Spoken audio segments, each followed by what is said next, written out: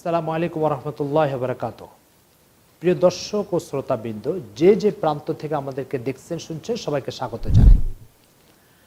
আজকে আমরা একটা বিষয় আলোচনা করব, সেটা হচ্ছে সিরাতুন নবী না মিলাদুন নবী, কোনটা পালন করবেন।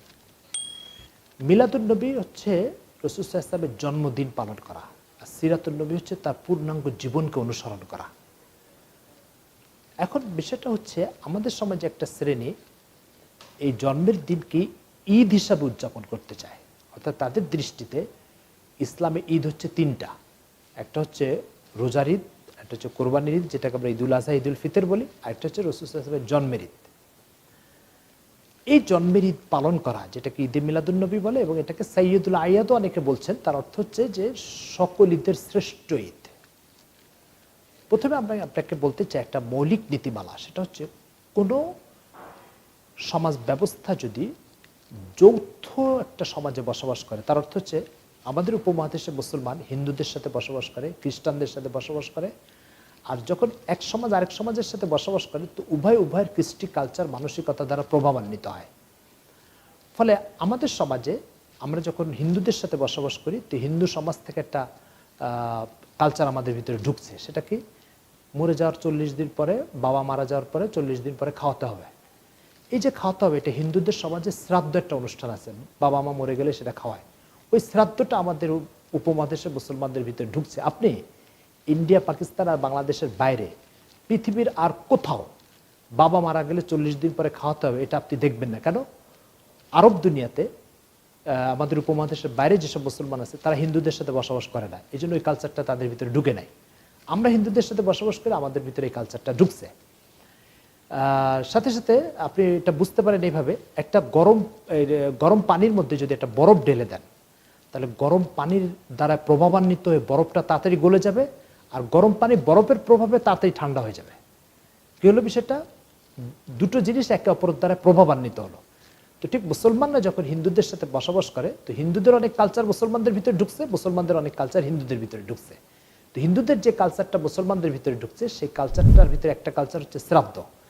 তো ঠিক খ্রিস্টানদের সাথে যখন আমরা বসবাস করেছি, তো খ্রিস্টানদের কিছু কালচার ঢুকছে। তার ভিতরে একটা কালচার হচ্ছে যে হযরত ঈসা আলাইহিস সালামের জন্মদিন পালন করে খ্রিস্টানরা। ঈসা আলাইহিস সালামের জন্মদিন ওদের আনন্দের দিন, ওদের আচার অনুষ্ঠানের দিন এবং খুশির দিন।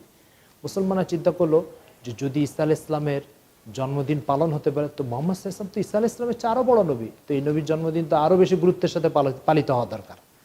তো এখন খ্রিস্টানদের থেকে কালচারটা মুসলমানদের ভিতরে ঢুকছে। নতুবা 6ষ্ঠ শতাব্দীতে বাদশাহ মুজাফফর উদ্দিন, বাগদাদের একজন বাদশাহ, সেই বাদশার ঈদে মিলাদুন নবী পালনের আগে ইসলামের ইতিহাসে এর আর কোনো ভিত্তি নাই। অর্থাৎ রাসূল সাল্লাল্লাহু আলাইহি ওয়াসাল্লামের লক্ষাধিক সাহাবী এবং এরপরে লক্ষ লক্ষ তাবী, অর্থাৎ সাহাবীদের শিষ্যরা, তাদের কারোর মধ্যে আল্লাহ রাসূল সাল্লাল্লাহু আলাইহি ওয়াসাল্লামের জন্মদিন পালনের ন্যূনতম কোনো দৃষ্টান্ত পাওয়া যায় না। ইসলাম কোনো বিজাতীয়দের কালচার অনুসরণ করে ইসলাম চলে না, কারণ ইসলাম অত্যন্ত স্বনির্ভর, স্বয়ংসম্পূর্ণ, আত্মমর্যাদাপূর্ণ একটা জীবন ব্যবস্থা। এর ভিতরে এমন কোনো দুর্বলতা নাই যে কোনো একটা বিষয়ে তাকে খ্রিস্টানদের থেকে কোনো কালচার ধার করতে হবে বা হিন্দুদের থেকে কোনো কালচার ধার করতে হবে। কেন? কারণ ইসলাম হচ্ছে আসমানি দিন, আল্লাহর পাঠানো দিন। এখানে কোনো অভাব নেই, কোনো অপূর্ণতা নাই, কোনো অসম্পূর্ণতা নাই। যেহেতু কোনো অপূর্ণতা, অসম্পূর্ণতা ইসলামের মধ্যে নাই, ফলে হিন্দুদের থেকে শ্রাদ্ধও নিতে হবে না, খ্রিস্টানদের থেকে মিলাদুন নবীও নিতে হবে না। এরপরে যে কথাটা আপনাকে বলবো, সেটা হচ্ছে রাসূল সাল্লাল্লাহু আলাইহি ওয়াসাল্লামকে সাহাবায়ে কেরাম কি প্রচণ্ড মহব্বত করতেন। এর অসংখ্য দৃষ্টান্তের ভিতরে একটা দৃষ্টান্ত আপনাকে বলি। রাসূল সাল্লাল্লাহু আলাইহি ওয়াসাল্লাম যখন মদিনাতে হিজরত করলেন, তখন প্রথম যে সাহাবীর বাড়িতে মেহমান হয়ে গেছিলেন, সে হচ্ছে হযরত আবু আইয়ুব আনসারী রাদিয়াল্লাহু তাআলা। তিনি চিন্তা করলেন যে তার বাড়ি ছিল কাঠের তৈরি দোতলা। তো সে আল্লাহ রাসূল সাল্লাল্লাহু আলাইহি ওয়াসাল্লামকে দোতলায় অবস্থান করতে দিয়েছেন, আর নিচের তলায় থাকতেন। কিন্তু অসংখ্য সাক্ষাৎ প্রার্থী আল্লাহ রসুলের সাথে সকাল বিকাল দেখা করতে আসতো। এতে আল্লাহ রসুলকে বারবার দোতলার থেকে নিচে নামতে হতো, কষ্ট হতো। তো আল্লাহ রসুল সাল্লাল্লাহু আলাইহি ওয়াসাল্লাম নিজেই আবু আইয়ুব আনসারীকে বললেন, আবু আইয়ুব, তুমি তোমার নিচের তলা আমাকে থাকতে দাও, আর তুমি দোতলায় যাও। আবু আইয়ুব বললো, ইয়া রাসূলুল্লাহ, আমি উপরে থাকবো, আপনি নিচে থাকবেন, এটা কেমন কথা? বলছে, না দেখো, এটা আমার জন্য ভালো হবে, কারণ সাক্ষাৎ প্রার্থী আসলে আমাকে বারবার দোতলার থেকে নামতে আমার কষ্ট হয়। তো রাসূল সাল্লাল্লাহু আলাইহি ওয়াসাল্লামের আবেদনে তিনি এটা মেনে নিলেন এবং গ্রহণ করলেন। এরপরে রাসূল সাল্লাল্লাহু আলাইহি ওয়াসাল্লাম নিচের তলায় রইলেন, আবু আইয়ুব আনসারী রাদিয়াল্লাহু তাআলা তার স্ত্রীকে নিয়ে দোতলায় রইলেন। এরপরে কি হলো, এরপরে একদিন আবু আইয়ুব আনসারী রাদিয়াল্লাহু তাআলা আনহুর এক বাচ্চার গায়ে প্রচন্ড জ্বর, মোটা কম্বল দিয়ে তাকে ঢেকে রাখা হয়েছে। হঠাৎ আবু আইয়ুব আনসারী রাদিয়াল্লাহু তাআলা তার দোতলার তার ছাদটা ছিল হচ্ছে কাঠের, এই ছাদে রাত্রে উনি তাহাজ্জুদ পড়তে যাবেন, অজুর পানি নিয়ে যখন গেছে তো অজুর পানি পড়ে গেছে, ওই কাঠের ছিদ্র দিয়ে পানিটা নিচে পড়তেছিল। তো আবু আইয়ুব আনসারী মাথায় গেছে, নিচে তো রাসূল সাল্লাল্লাহু আলাইহি ওয়াসাল্লাম ঘুমাচ্ছেন, এই শীতের রাতে তার গায়ে পানি পড়লে তিনি কষ্ট পাবেন। সাথে সাথে তিনি ওই জ্বরে আক্রান্ত বাচ্চার গায়ের থেকে কম্বলটা টেনে এনে ওই পানির উপরে দিয়ে পানিটা শুকানোর চেষ্টা করছেন দ্রুত। আবু আইয়ুব আনসারীর স্ত্রী বলল, আরে বাচ্চাটার এত জ্বর, তুমি কম্বলটা নিয়ে চলে গেলে, এটা কেমন কথা? তো আবু আইয়ুব আনসারী রাদিয়াল্লাহু তাআলা জবাব দিচ্ছেন, রাসূল সাল্লাল্লাহু আলাইহি ওয়াসাল্লামকে পানির ঠান্ডা থেকে বাঁচানোর জন্য যদি আমার ছেলেকে মেরে ফেলতে হয়, তার জন্য আমি প্রস্তুত আছি। এই প্রচন্ড মহব্বত করতেন। আপনার কি মনে হয় এই মহব্বত যে সাহাবী করতেন, সেই সাহাবী যদি রাসূল সাল্লাল্লাহু আলাইহি ওয়াসাল্লামের জন্মের দিনে ঈদ উদযাপনের মতো কোনো সুযোগ বা কোনো প্রথা যদি ইসলামে থাকতো, রাসূলের মহব্বতে কি এই প্রথাটাও তিনি পালন করতেন না?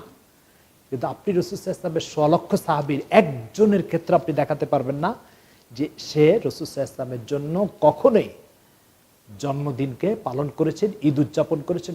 কোরআন ও সুন্নাতে ইসলামের দুর্বলতম ইতিহাসের এর কোনো দৃষ্টান্ত নাই। এরই সাথে আরেকটা কথা বলবো যে মুসলিম শরীফের এক হাদিসে আসছে, আল্লাহ রাসূল সাল্লাল্লাহু আলাইহি ওয়াসাল্লাম সোমবারে রোজা ছিলেন। ওনাকে জিজ্ঞেস করা হলো, আপনি সোমবারে রোজা আছেন কেন? তো আল্লাহ রাসূল সাল্লাল্লাহু আলাইহি ওয়াসাল্লাম বললেন যে এই দিন আমাকে দুনিয়াতে পাঠানো হয়েছে, এই দিন আমার উপরে আসমান থেকে ওহী নাজিল হওয়া শুরু হয়েছে।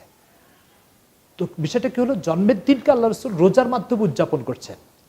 এখন যদি কেউ আল্লাহ রাসূলের জন্মের দিনকে ঈদ হিসাবে উদযাপন করতে যায়, তাহলে আমার প্রশ্ন হচ্ছে যে আল্লাহ রাসূল রোজার মাধ্যমে উদযাপন করেছেন, আপনি ঈদের দিন ঈদ হিসাবে উদযাপন করছেন। রোজার দিন তো ঈদ পালন করা জায়েজ নাই, আর ঈদের দিন রোজা পালন করা জায়েজ নাই। তার অর্থ হচ্ছে যে আপনি যে পন্থা অবলম্বন করতেছেন সেই পন্থাটা খ্রিস্টানদের সাথে তো মিলবে, কিন্তু আল্লাহ রাসূলের সাথে মিলবে না। সাথে সাথে আরেকটা বিষয় হচ্ছে যে আপনাকে যদি আল্লাহ রাসূলের জন্মদিন পালন করতেই হয়, ঠিক আছে, তাহলে রোজা আছে, আপনি রোজা রাখেন। আপনি রোজা রাখছেন না, উপরন্তু মিছিল মিটিং করে এবং ঈদ উদযাপন করে এমন একটা পরিবেশ তৈরি করছেন যে পরিবেশের সাথে সাহাবীদের তো মিল থাকবে না, তবে খ্রিস্টানদের সাথে পর্যাপ্ত মিল থাকবে। ফলে আপনাকে খেয়াল রাখতে হবে যে ঈদে মিলাদুন নবী বলতে ইসলামে কোনো কিছু নাই। এটা পালন করা যদি আপনি বলে ফরজ, তাহলে সমস্ত সাহাবীরা এই ফরজ লঙ্ঘন করেছেন। আর সাথে সাথে আপনি যদি বলেন যে ঈদে মিলাদুন নবী যারা পালন করে না তারা আল্লাহ রাসূলের দুশমন, তাহলে আপনাকে বলতে হবে সমস্ত সাহাবী আল্লাহ রাসূলের দুশমন, আর এটা আদৌ সম্ভব নয়। সুতরাং আসুন আমরা ইসলামের সঠিক মেসেজটা জানি, সঠিক জিনিসটা বোঝার চেষ্টা করি। আল্লাহ আমাদেরকে তৌফিক দান করেন। এই বলে আজকের আলোচনা শেষ করছি। আবার কোনো প্রোগ্রামে আপনাদের সাথে দেখা হবে। আসসালামু আলাইকুম ওয়া রাহমাতুল্লাহি ওয়া বারাকাতুহু।